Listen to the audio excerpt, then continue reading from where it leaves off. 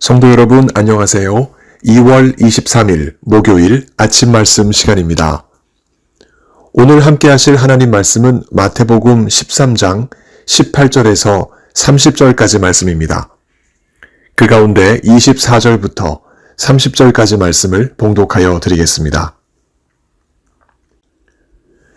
예수께서 그들 앞에 또 비유를 들어 이르시되 천국은 좋은 씨를 제밭에 뿌린 사람과 같으니 사람들이 잘 때에 그 원수가 와서 곡식 가운데 가라지를 덧뿌리고 갔더니 싹이 나고 결실할 때에 가라지도 보이거늘 집주인의 종들이 와서 말하되 주여 밭에 좋은 씨를 뿌리지 아니하였나이까 그런데 가라지가 어디서 생겼나이까 주인이 이르되 원수가 이렇게 하였구나 종들이 말하되 그러면 우리가 가서 이것을 뽑기를 원하시나이까?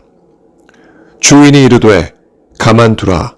가라지를 뽑다가 곡식까지 뽑을까 염려하노라. 둘 다 추수 때까지 함께 자라게 두라. 추수 때에 내가 추수꾼들에게 말하기를 가라지는 먼저 거두어 불사르게 단으로 묶고 곡식은 모아 내 곳간에 넣으라 하리라. 아멘. 살면서 누구나 한 번쯤 천국을 생각합니다. 어린 아이이든 어른이든 상관없이 이 세상을 살아가면서 여러 가지 겪는 무수한 일들 속에서 천국 생각을 안 해보는 사람은 없을 것입니다.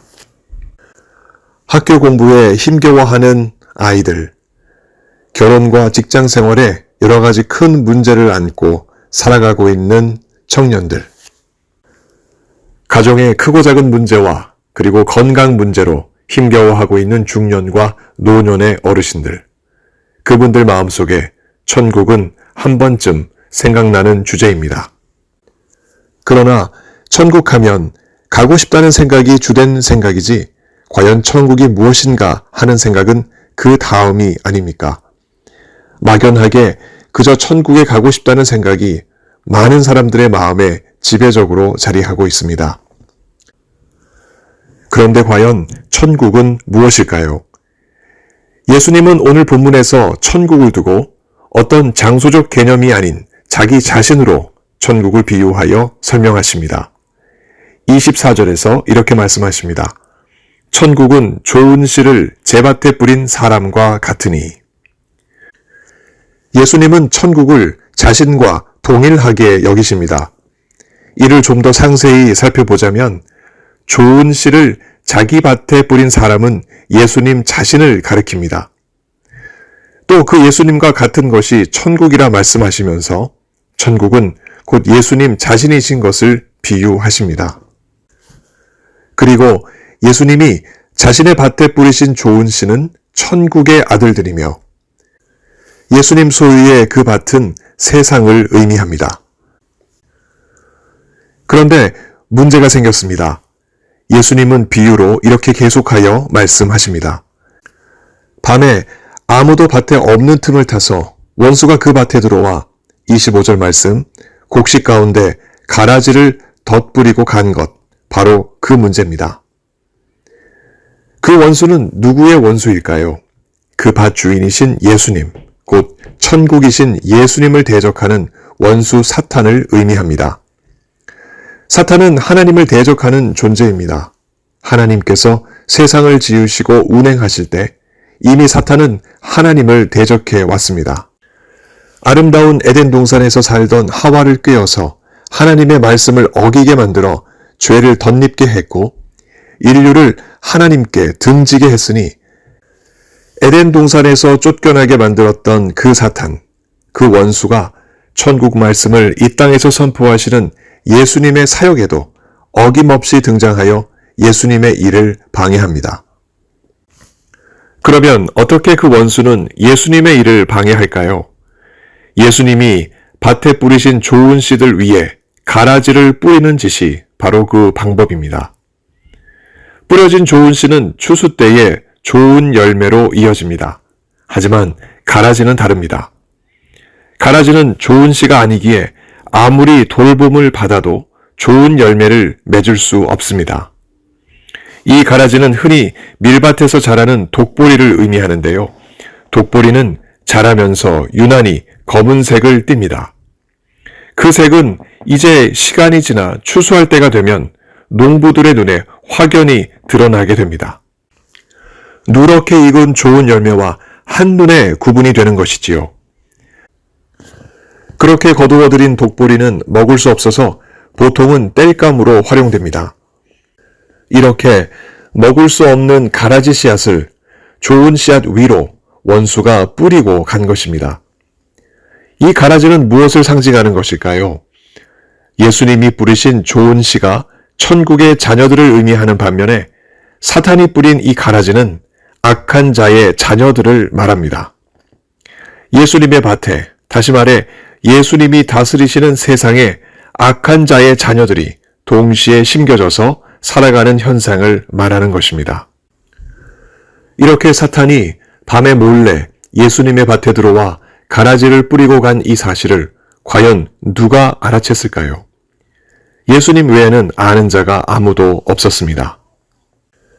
그러나 이제 시간이 지나서 싹이 나고 결실할 때가 다가오니 이제는 그 가라지가 눈에 보이기 시작했습니다.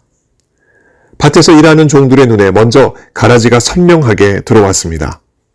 그 종들이 주인이신 예수님께 이렇게 묻습니다. 주여, 밭에 좋은 씨를 뿌리지 아니하였나이까? 그런데 가라지가 어디서 생겼나이까? 27절의 기록입니다. 그러자 주인이 이렇게 대답합니다. 원수가 그렇게 하였구나.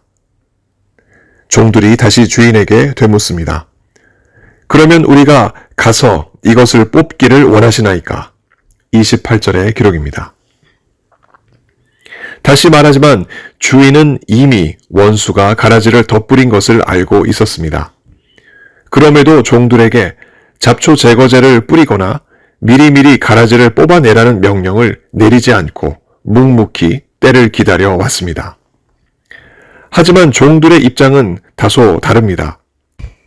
아주 단호하게 가라지를 뽑아내고자 하는 의지를 주인에게 보이고 있습니다. 당장이라도 소매를 걷어붙이고 밭에 들어가서 가라지를 뽑아내려는 태세입니다. 그러자 주인은 종들을 애써서 말립니다. 29절에서 30절까지의 말씀입니다. 가만두라. 가라지를 뽑다가 곡식까지 뽑을까 염려하노라. 둘 다 추수 때까지 함께 자라게 두라. 추수 때에 내가 추수꾼들에게 말하기를 가라지는 먼저 거두어 불사르게 단으로 묶고 곡식은 모아 내 곳간에 넣어라 하리라. 자라는 가라지를 눈앞에서 보면서도 묵묵했던 주인의 마음은 바로 이런 것이었습니다. 혹여나 종들이 열정은 있으나 그 성급한 마음으로 가라지를 제거하다가 실수로 곡식까지 뽑을까 주인은 염려한 것입니다. 그 염려가 가라지를 뽑지 않은 가장 큰 이유였습니다. 자라나는 곡식이 가라지 제거 작업 때문에 상처를 입게 할 수는 없다는 그 이유. 자라나는 곡식 하나하나를 지극히 아끼는 주인의 마음이 고스란히 드러나는 구절입니다. 그러나 그런 주인의 묵묵한 마음도 결단을 낼 때가 반드시 옵니다. 마지막 추수 때, 바로 그때입니다. 그때가 오면 확연히 알곡과 가라지가 구별됩니다. 선명한 색깔의 구분이 추수하는 일꾼들 눈에 분명하게 들어옵니다. 누렇게 금빛으로 익은 알곡과 검띠검은 빛깔의 가라지 열매는 추수꾼들이 실수 없이 알곡을 추수할 수 있도록 도울 것입니다. 그때 주인은 이렇게 추수꾼들에게 명령합니다. 30절의 기록입니다. 가라지는 먼저 거두어 불사르게 단으로 묶고 곡식은 모아 내 곳간에 넣어라 하리라. 묶여서 불살라지는 운명을 지닌 가라지, 그리고 모여져서 주인의 곳간에 들어가는 알곡. 얼마나 선명한 구분입니까? 불태워지는 가라지는 지옥에서의 영원한 형벌을 받는 악한 이들을 의미하고, 곳간에 들여지는 곡식은 천국에서 영원한 생명을 누리는 천국의 자녀들을 의미하지 않겠습니까? 이 세상에서 그 천국의 말씀, 예수님의 말씀을 듣는 이들 참으로 많다는 것을 우리는 잘 알고 있습니다. 지금도 온라인 영상으로 혹은 현장 예배 모임을 통해서 그 말씀을 듣고 생명을 얻는 이들이 세상에 얼마나 많이 있습니까? 그 가운데 우리가 있으니 우리 한 명 한 명이 그 증거가 될 것입니다. 그런데 여전히 예수님의 말씀이 전해지는 이 세상에는 좋은 씨와 같은 천국의 자녀들도 있지만 동시에 가라지와 같은 악한 자의 자녀들 또한 뒤섞여 있습니다. 좋은 씨와 가라지가 마치 개와 고양이처럼 처음부터 그 차이점이 눈에 선명히 보이면 구별하기 쉬울 것입니다. 그러나 그렇지 않은 게 현실입니다. 처음에는 눈에 띄지 않아서 누가 예수님의 생명을 얻은 자인지, 누가 사탄의 속삭임에 빠져 있는 자인지 우리는 구별해내기 힘듭니다. 시간이 지나고 나서 그들이 맺는 열매를 보고 선한 열매를 맺는 자와 그렇지 못한 자를 나누어 볼 뿐입니다. 만일 우리가 그때를 기다리지 못하고 사단에게 속한 이들을 당장에 끄집어내고자 애쓴다면 그 수고에 비해 좋은 결실을 보지 못할 가능성이 그래서 큰 것입니다. 이단자들을 구별해낼 때 의외로 선한 성도들까지 상처를 입는 경우를 우리는 교회의 역사에서 또 오늘의 현장에서 상당히 봐오지 않았습니까? 그 예를 열거하자면 시간이 부족할 따름입니다. 그래서 우리는 기다려야 합니다. 시간이 지나 싹이 나고 결실할 때가 분명코 옵니다. 열매를 맺어 추수할 때, 곧 심판날이 올 때 우리는 선명하게 알곡과 가라지를 구별해낼 수 있을 것입니다. 그러면 그날이 오기까지 우리는 어떻게 살아야 할까요? 우리가 예수님의 손에 의해 뿌려진 좋은 씨앗이라는 믿음이 있다면 우리는 분명히 예수님의 손에 의해 돌봄을 받아 예수님의 땅에 뿌리를 내리고 줄기가 자라며 가지가 자라고 좋은 열매를 맺는 사람들입니다. 천국의 자녀들인 우리이기에 성령께서 우리를 지키시고 우리를 아름답게 자라고 또한 귀한 열매를 맺게 해 주실 것입니다. 그리고 마침내 추수할 때가 이르게 될 때 우리는 예수님의 말씀처럼 하나님의 나라에서 해와 같이 빛나는 존귀한 자들로 영원토록 예수님과 함께 살아갈 것입니다.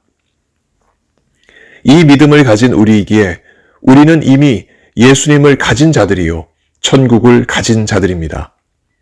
그러니 비록 우리를 둘러싼 환경이 벌써부터 검은 속내를 드러내는 가라지 투성이고 위협과 회유 속에서 우리가 어려운 상황에 놓여 있다 해도 우리는 겁내거나 두려워할 이유가 없습니다. 싸우거나 정죄할 필요도 없습니다. 그 상황을 이미 예수님은 다 아시기에 또 예수님이 정하신 때에 그 문제를 해결할 것이기에 우리는 그럴수록 더욱 예수님께 꼭 붙어서 천국을 누려야 하겠습니다. 성도 여러분, 우리 모두는 예수님을 통하여 천국을 이미 얻은 성도들입니다. 간절히 바라기는 우리 주님께서 주시는 귀한 말씀을 붙잡고 오늘도 기도하심으로 예수님 주시는 천국의 기쁨 그리고 그 평안을 풍성히 누리실 수 있기를 예수님 이름으로 간절히 축원합니다. 함께 기도하시겠습니다. 아버지 하나님, 진정한 천국을 꿈꿀 수 없었던 저희들 불쌍히 여기시고 예수 그리스도를 통하여 진정한 천국을 우리에게 허락해 주신 것 너무나 감사드립니다. 그 베풀어 주신 구원과 은혜를 늘 언제나 기억하고 하나님 앞에 감사하는 복된 삶 살아갈 수 있도록 우리에게 더한 힘 주시길 간절히 기도합니다. 몸이 아프신 성도님들 오늘도 주님께서 만나주시고 그 간절한 간구를 들으시고 어서 속히 치료하여 주옵소서. 지진으로 큰 피해를 입은 터키와 시리아 백성들을 주님께서 불쌍히 여기시고 어서 속히 예수 그리스도의 큰 은혜 속에서 그들이 회복될 수 있도록 하시며 또한 예수 그리스도를 만나 그들의 인생이 구원받는 큰 복 또한 누리게 하여 주옵소서. 오늘도 택한 귀한 백성들과 함께 하시며 은혜 주실 것을 믿습니다. 감사드리며 예수님 이름으로 기도합니다. 아멘. 성도 여러분, 오늘 하루도 주님과 동행하시는 귀한 하루 보내시기 바랍니다. 감사합니다.